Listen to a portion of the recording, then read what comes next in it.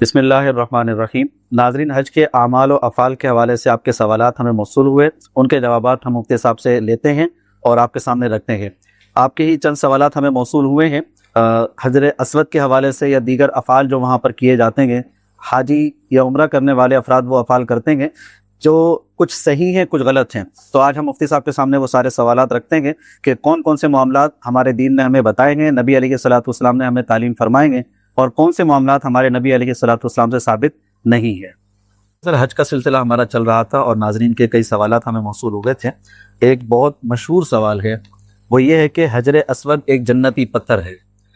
ہر ایک کا یہی ذہن ہے، روایات بھی سنی ہیں، ترمذی کی روایات بھی بیان کی جاتی ہیں کہ یہ جنت سے آیا ہوا پتھر ہے اور جنتی پتھر ہے۔ اب حاجیوں کا بھی ذہن یہ ہوتا ہے، پوری دنیا میں تقریباً یہی ذہن ہے۔ تو اب یہ سائل ہمارے سوال یہ کر رہے ہیں کہ آپ بتائیے کہ کیا یہ روایت درست ہے کہ یہ حجر اسود جنت سے آیا ہوا پتھر ہے؟ دیکھیں، پوری دنیا میں مشہور ہے، ایسا تو نہیں ہے۔ جتنے بھی محققین علماء کرام ہیں وہ جانتے ہیں کہ کون سی چیز ہمارے دین میں ثابت ہے، کون سی چیز ثابت نہیں ہوتی ہے۔ ہم جب بھی نسبت کر رہے ہیں کسی بھی چیز کی اللہ تعالیٰ کی طرف، اس کے نبی علیہ السلام کی طرف یا دین اسلام کی طرف، اس میں احتیاط کا تقاضا ہوتا ہے کہ ہم نے ہر لحاظ سے احتیاط برتنی ہے۔ اور یہ ایک روایت آئی ہے، امام ترمذی اس کو لے کر کے آیا ہے کہ جو حجر اسود ہے یہ جنت کا پتھر ہے۔ اس روایت پہ امام ترمذی لکھ کے چلے گئے کہ حدیث ان کے نزدیک صحیح روایت۔ تو یہ وہ وجہ ہوئی ہے کہ یہاں سے آغاز ہوا ایک غلط فہمی پھیلنے کے حوالے سے کہ چونکہ امام ترمذی جو ہے، محققین علماء کرام ذکر کرتے ہیں، وہ متساہل ہے کسی بھی حدیث کی تصحیح کے اندر، یعنی فقط امام ترمذی کی تصحیح مل جائے تو صرف قابل اعتماد نہیں ہوتی جب تک اس کو ریوزٹ یا اس کی دوبارہ سے تحقیق نہ کر لی جائے۔ اس روایت کی جس وقت دوبارہ سے تحقیق کی گئی تو پتہ چلا کہ جتنے بھی طریق اس کے درق اویلیبل ہیں اس میں سے کوئی ایک طریق بھی ثابت نہیں تھا، بلکہ ان سب کے اندر گڑبڑ تھی، اور راجع یہ ہے کہ اسرائیلی مواد تھا جو ہم تک منتقل ہوا۔ یہی وجہ ہے کہ بعد میں آنے والے بہت سے علماء ہیں، محققین ہیں، جنہوں نے ان روایتوں کو بالکل قبول نہیں کیا، اس کو رد کیا۔ ہاں، یہ ضرور ہے کہ ایک غلط فہمی ہو جاتی ہے، جیسے محقق شعیب ارناؤت جو تھے، جنہوں نے مسند احمد بن حنبل کی تحقیق کی تھی، انہوں نے اس روایت کو یا یہ جو جملہ ہے کہ جنتی پتھر ہے اس کو صحیح قرار دیا تھا، لیکن ہوا یہ کہ اپنی ہی زندگی کے اندر وہ بھی متنبہ ہو گئے تھے کہ یہ غلطی ہے، تو انہوں نے رجوع کر لیا تھا اور بعد میں واضح طور پر ذکر کر کے گئے کہ یہ روایت ثابت نہیں ہے، اس سے میں رجوع کرتا۔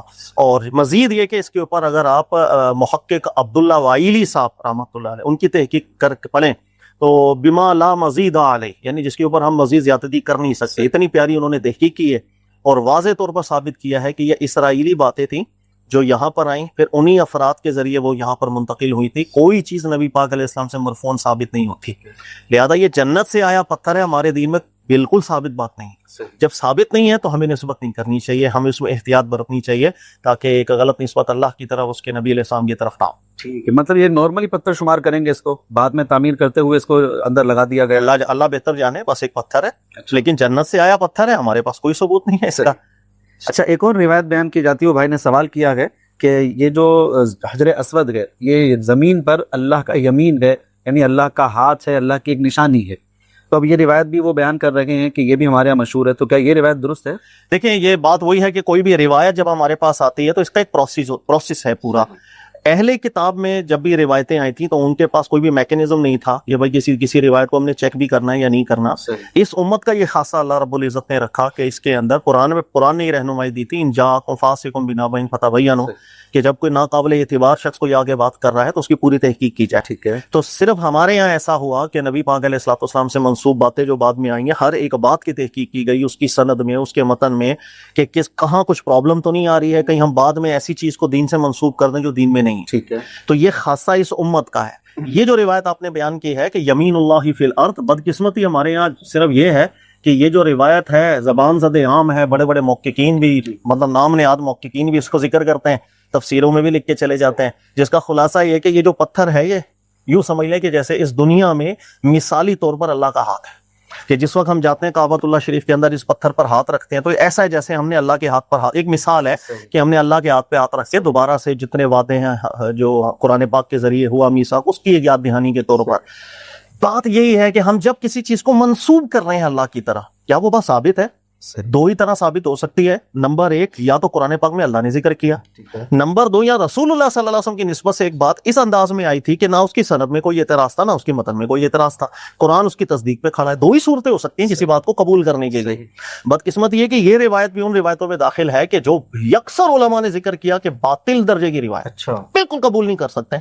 नंबर एक, ये मुहक्किक इब्न जौज़ी को भी आप पढ़ लें, इलल के अंदर वो वाज़े लिख के गए हैं कि हदीस बिल्कुल बातिल, गालिबन वो शायद मौजू होने की तरफ गए हैं जो मुझे हाफ़ज़े में बात आ रही। इमाम ज़हबी को भी देख लें, वो भी जिक्र करते हैं यही।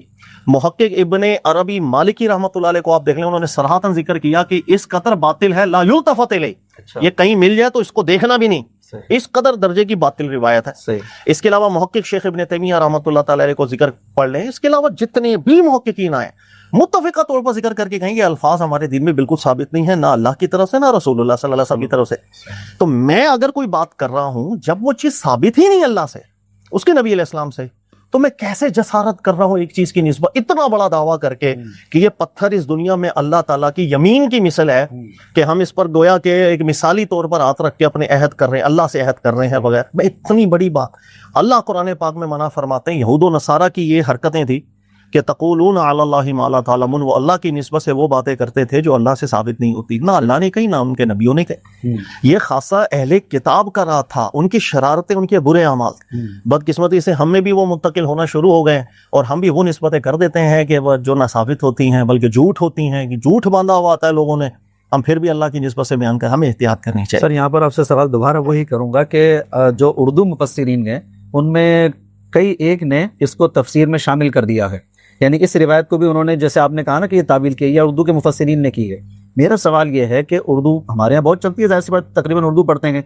अब उन लोगों का जो जहन बनेगा उसका गुनाह किसके जिम्मे पर होगा, या जिसने ये तफसीर की है क्या उसको जिम्मेदारी नहीं निभानी चाहिए थी कि इस रिवायत की तहकीक कर ले? देखिए सिर्फ उर्दू मुफस्सिरीन ने नहीं, माजी में बहुत से अरबी किताबों के अंदर भी ये रिवायत जिक्र कर दी गई, लेकिन ना देखा गया सनद ठीक है, ना देखा गया इसके मतन में कितने बड़े उयूबात हैं कि किस बंदे ने क्या बात बनाई थी और क्यों बनाई थी, वो पकड़ा गया, क्यों पकड़ा गया, कैसे झूठ बनाया उसने, पूरी तहकीक पता नहीं थी, तो गलती हो गई।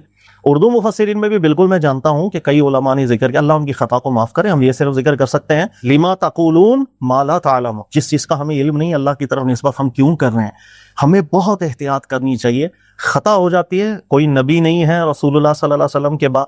जब आप किसी भी आलिम दीन को पढ़ें, उनकी कोई किताब पढ़ें, तफसीर पढ़ें, मैं अक्सर जिक्र करता हूं कि कोई भी तफसीर वो दीन नहीं होती है, वो एक आलिम है, उसका जहन है, उसकी राय है, वो सही होगी गलत होगी, उसके एक एक जुमले, उसके एक एक लफ्ज़ को कुरान पाक पर लौटाया जाता है, मुताबिकत में माना जाएगा, मुखालफत में रद्द कर दिया जाता है।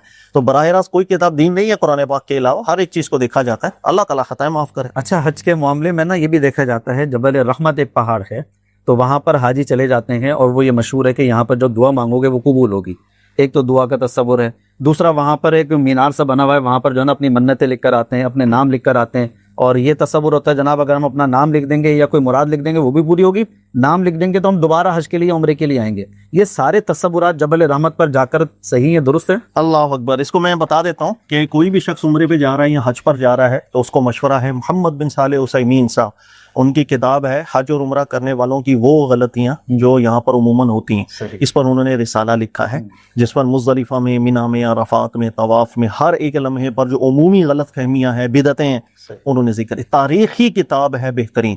उनमें मोहम्मद बिन सालेह उसैमीन साहब ने भी जिक्र किया, ये जो पहाड़ है जिसको जबल रहमत नाम से मशहूर किया गया, इसमें बहुत से अफ़ाल ऐसे हैं जो बिल्कुल हमारे दीन में ना साबित हैं बल्कि सराहतन बिदअत बनते हैं। अच्छा। सबसे पहले इसका नाम जबल रहमत, कोई हमारे दीन में सबूत नहीं है कि ये कोई रहमत का पहाड़ है। अच्छा। कोई इसका सबूत नहीं है। अच्छा। अरफा का पहाड़ है बस। अच्छा। हमारे यहाँ दूसरी बात गलत मशहूर है कि शायद इस पहाड़ के ऊपर अल्लाह के नबी अलैहिस्सलातु वस्सलाम तशरीफ ले गए थे हज के दौरान, या सहाबा इकराम था, वहाँ इबादत की, कुछ भी साबित नहीं है। इस पहाड़ के ऊपर अल्लाह के नबी अलैहिस्सलातु वस्सलाम चढ़े हैं ऐसा भी बिल्कुल साबित नहीं होता। अच्छा। बल्कि मैदान अरफा में अल्लाह के नबी सल्लल्लाहु अलैहि वसल्लम ने जो पड़ाव किया था वो इस दरख्त के करीब किया था, और खास तौर पर सहाबा इकराम को चूंकि रश ज्यादा था, नबी अलैहिस्सलाम ने हुक्म फरमाया था कि लोग, नबी अलैहिस्सलाम ने यहाँ पड़ाव किया है तो इस वजह से सारे यहीं जमा ना हो जाएं।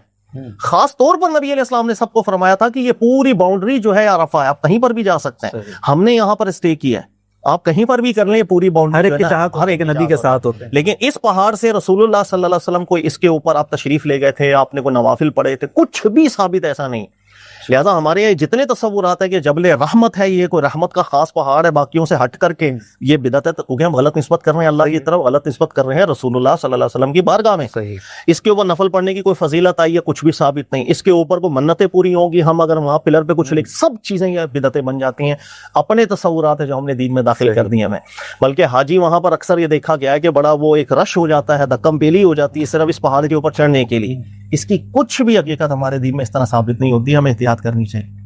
ٹھیک ہے سر. اچھا یہ ایک بھائی اور سوال کر رہے ہیں اور یہ مشہور بھی ہے ہمارے یہاں حج اکبر، یعنی اگر وہ حج جمعے کے دن پڑ جائے تو حج اکبر کہلاتا ہے، تو اس کا ثبوت کوئی قرآن و حدیث میں موجود ہے؟ دیکھیں اللہ کے نبی صلی اللہ علیہ وسلم نے جس وقت حج فرمایا تھا وہ جمعے کا دن تھا، تو یہ ایک اس وقت یہ واقعہ ہوا. ایسا نہیں ہے کہ کوئی بھی حج ہے وہ جمعے والے دن آ جائے تو اس کی کوئی فضیلت ہے جو ہمارے دین نے بیان کی، ایسا بالکل نہیں ہے. ہاں کوئی جمعے والے دن حج آ جاتا ہے تو ٹھیک ہے، وہی نسبت ثابت ہو جاتی ہے جو اللہ کے نبی علیہ السلام کو ملی. ایک دن میں 2 عیدیں آ جاتی ہیں کہ جمعے والے دن بھی مسلمانوں کے حق میں عید ہوتا ہے اور عرفہ کا دن حاجیوں کے لیے عید ہوتا ہے، تو 2 عیدیں ایک دن میں جمع ہو جاتی ہیں. مطلب یہ فضیلتیں مل گئیں. جمعے کے دن اللہ تعالیٰ کی جو خاص رحمتیں ہیں برکتیں ہیں وہ بھی مل جاتی ہیں. تو لیکن کوئی خاص فضیلت اللہ نے قرار دی ہے کہ اگر یوم عرفہ جمعے والے دن آ جائے تو ایسا نہیں ہے، یا اللہ کے نبی علیہ السلام نے کچھ ایسا فرمایا ہو. لہٰذا ہمارے دن جمعے کا حج جو ہوتا ہے اس کو بڑا حج سمجھ لیا جاتا ہے. میرا خیال ہے اس سے بھی احتیاط کرنی چاہیے. وہ یہ عمومی فضیلتیں ہیں جو میں نے ذکر کر دی، خصوصی طور پر کوئی اللہ کی طرف سے رہنمائی ہے یا رسول اللہ صلی اللہ علیہ وسلم کی طرف سے کوئی ایسا بالکل نہیں ہے. اس میں بھی ہمیں احتیاط چاہیے. بارہ ٹھیک ہے سر، یہ تو اچھے طریقے سے سمجھ میں آ گیا. سوالات اور بھی بہت سارے ہیں لیکن اس کو پھر اگلے پروگرام میں کر لیتے ہیں، بس ٹائم زیادہ نہ ہو جائے. مجھے تھوڑا سا یہ سمجھائیے کہ حج اکبر اور حج اصغر یہ ہماری کتابوں میں نام آیا ہوا تو ہے، کیوں اس کو الگ الگ کیا جاتا ہے حج اصغر حج اکبر کو؟ کتابوں کے اندر آیا ہے وہ حج اکبر حج اصغر اس حوالے سے نہیں آیا، بلکہ جو حج ہوتا ہے نا جو ہم ذی الحجہ میں ادا کرنے جاتے ہیں اسے حج اکبر کہا جاتا ہے. جو عمرہ ہے اسے حج اصغر کہہ دیا جاتا ہے. وہ بھی ایک طرح کا سفر ہے. دیکھیں اگر آپ عمرہ کرنے بھی جا رہے ہیں تو اسی طرح ایک لمبا سفر کر کے جائیں گے، احرام پہنیں گے اور عمرہ کریں گے، اور حج بھی دور لمبا سفر ہوتا ہے. تو اس سے عمرے کو ہی حج اصغر صحیح اور حج کو حج اکبر وہ اس اصطلاح میں نارملی کہا جاتا ہے، فقہا کی اصطلاح میں بھی کہا جاتا ہے. یہ مراد نہیں ہوتا کہ جمعے والے دن جو حج آئے گا وہ کوئی الگ حج ہے یا عام دنوں میں جو حج آئے گا وہ الگ ہے. ایسا نہیں ہے، وہ حج اکبر اصغر الگ اصطلاح ہے. ٹھیک ہے سر، بہت شکریہ. یہ سوالات اور بھی سوالات آئے ہوئے ہیں، باہر سے کئی لوگوں نے سوالات کیے ہیں اور میقات کے حوالے سے بھی بہت سارے سوالات ہیں. کچھ کانسیپٹ ان کا کلیئر نہیں ہے لوگوں کا، تو وہ بھی آپ سے سوالات کرنے ہیں، پھر انشاءاللہ اگلے پروگرام میں کرتے ہیں. جی ناظرین، تو آپ نے سماعت فرما لیا. آپ کے سارے سوالات ہم نے مفتی صاحب کے سامنے رکھ دیے ہیں. تقریباً اسی سے ملتے جلتے سوالات تھے، وہ بھی ہم ترتیب دے دیتے ہیں، پھر مفتی صاحب کے سامنے رکھتے ہیں اور مفتی صاحب سے اس کے جوابات لیتے ہیں. آخر میں اعلان سماعت فرما لیجیے. انشاءاللہ 29 جون سے ہمارا ایک اور نیا کورس اسٹارٹ ہونے جا رہا ہے. ایڈمیشن اس کے چل رہے ہیں. اگر آپ بھی اصول تفسیر، اصول حدیث اور استدلال سیکھنا چاہتے ہیں، مفتی صاحب کے علم سے فیض لینا چاہتے ہیں، تو اس کورس میں ایڈمیشن لے سکتے ہیں. آپ کی اسکرین پر نمبر آ رہا ہے. السلام علیکم ورحمۃ اللہ.